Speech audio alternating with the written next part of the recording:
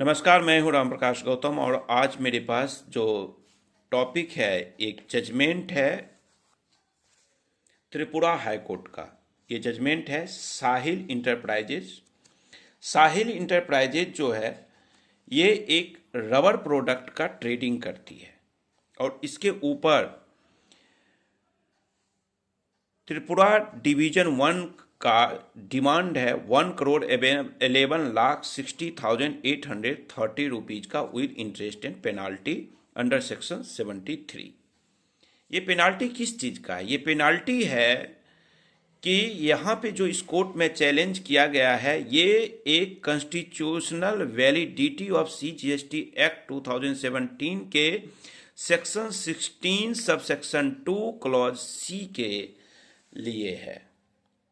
Section 16(2)(c) कहता है कि सेलर जो है वो बायर से GST कलेक्ट करेगा टैक्स और उस अमाउंट को गवर्नमेंट को डिपॉजिट कर देगा, या तो कैश में या वो अपने ITC से एडजस्ट करके।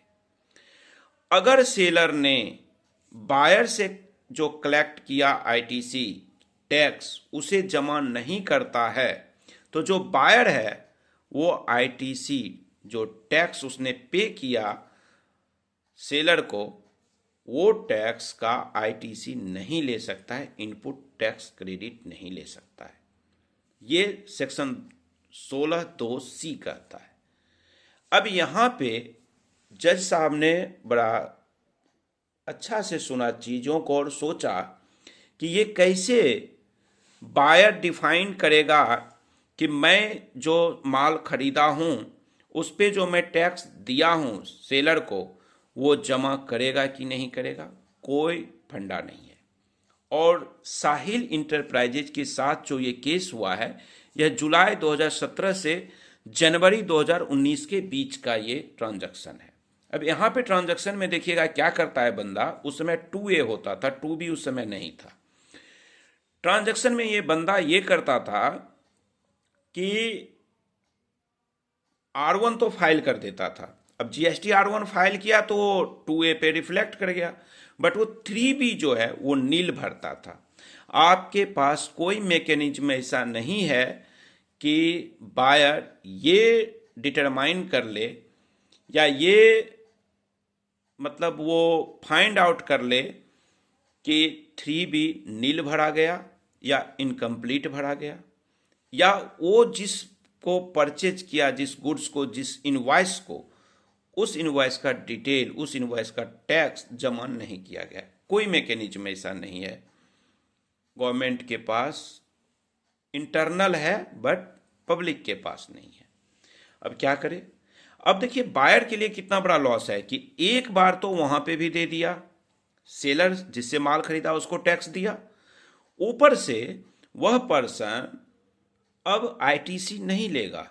जब आपका ऑडिट होता है वहां पे आकर के ये निकलता है जी ये कंपनी जिससे आपने परचेज किया उसने 3B फाइल नहीं किया, अब आपको वहां का बेनिफिट ITC का नहीं मिलेगा। ये तो सरासर गलत है। तो ये गलत है और आपके पास कोई ऐसा मैकेनिज्म भी नहीं है कि आप पा सकें। इसी जो जजमेंट है, जजमेंट का पॉइंट नंबर 19 करता है जिसमें जज साहब कहते हैं कि in our opinion there is a failure by the parliament while enacting section 16 subsection 2 clause C of the act to make distinction between purchasing dealers who have bona fide transacted with the selling dealer by taking all precautions as required by the act and those that have not. Therefore, there is need to restrict the denied of ITC only to the selling dealers who had failed to deposit the tax collected by them and not punish bona fide purchasing dealers. जो ईमानदार purchaser है उसके साथ आप क्यों देखें? वो double अब दे रहा है IT मतलब टैक्स, पेनाल्टी, इंटरेस्ट सब चीज़ दे रहा है। सरकार मतलब इस एक्ट को बनाते समय पार्लियामेंट में ये एक बड़ी भूल हो रखी है, बड़ी मिस्टेक हो रखी है कि कहता है कि भाई मैं कुछ नहीं करूँगा, मुझे टैक्स दे, आपस में लड़ झगड़ काम तेरा करना है, तू ला करके दे मुझे टैक्स। ये एक बिजनेसमैन के लिए बड़ी दिक्कत है।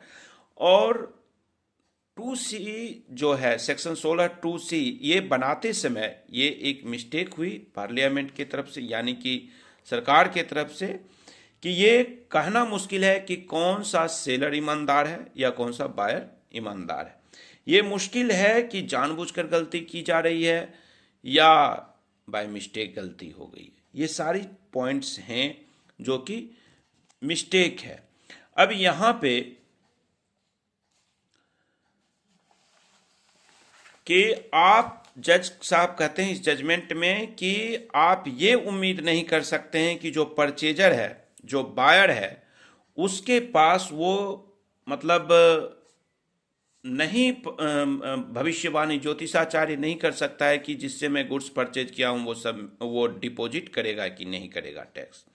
ये सारी चीज़ों को मानते हुए जज साहब ने इस, अब हाई कोर्ट है तो हाई कोर्ट तो किसी लॉ को ख़त्म नहीं कर सकता है, रद्द नहीं कर सकता है, लेकिन उन्होंने इसे रीड डाउन किया और रीड डाउन करके उन्होंने ये कहा कि कार्रवाई जो है वहाँ पे करिए जहाँ पे जानबूझ के धोखाधड़ी की गई है, मतलब जिसका इंटेंशन है टैक्स चोरी करने का, जिसका इंटेंशन है कि मुझे भाई पहले से सोच रखा है कि मुझे R1 फाइल करके शो ऑफ कर देना है पोर्टल पे, बायर खुश हो जाएगा, 3B नहीं फाइल करूँगा, मतलब करूँगा भी तो इनकम्प्लीट करूँगा या नील कर दूंगा, वो बायर को पता नहीं चलेगा।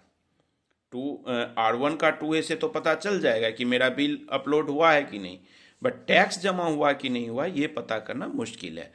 तो यहाँ पे तो जज साहब ने ऑर्डर पास किया, पेनल्टी को ख़त्म करने के लिए कहा, लेकिन इस हाई कोर्ट के इस जजमेंट से कुछ जगह तक आप बेनिफिट ले सकते हैं। इस पर ज़रूरत है विचार करने की, गजट में आए, ये नोटिफाई किया जाए, सेक्शन 216 2C को हटाना चाहिए। और उसके साथ अगर इस केस को सुप्रीम कोर्ट के तरफ से ऐसा जजमेंट आ जाता है, इस केस में निश्चित ही है कि सरकार सुप्रीम कोर्ट में भी जाएगी। और अगर डिपार्टमेंट त्रिपुरा डिवीज़न 1 जो है CGST एक्ट का, CGST का, वो अगर जाती है तो वहाँ पे क्या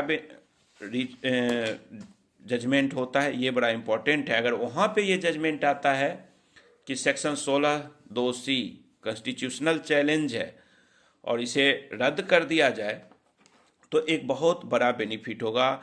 अदरवाइज बिजनेसमैन बिजनेस करेगा कैसे, सवाल यहाँ पे ये हो जाता है। तो दोस्तों ये बड़ा इम्पोर्टेंट वीडियो है और इसको आप जजमेंट को सेव करके रखिए।